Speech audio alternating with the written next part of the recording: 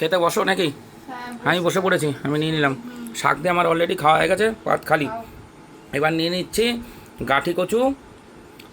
ও, পাকাল মাছ দিয়ে গাঠি কচু আমার ফেভারিট, মানে পাকাল মাছটা আমার ফেভারিট।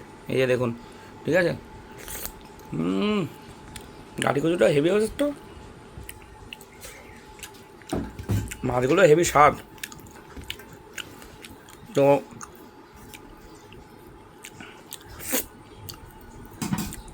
গাঠি কচু পাকাল মাছ দিয়ে, পাকাল মাছের টোটাল আজকে দুটো রেসিপি হয়েছে, ঠিক আছে।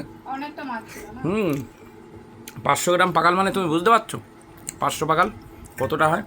আর আছে এই যে পাকাল মাছের হচ্ছে পেঁয়াজ বাটা, টমেটো বাটা, ধনে পাতা টাতা দিয়ে বানিয়েছে, একদম কষা কষা, রসা রসা। আর সব শেষে আছে এরকম চিকেন, চিকেন পুরো একদম কষা কষা, ঠিক আছে।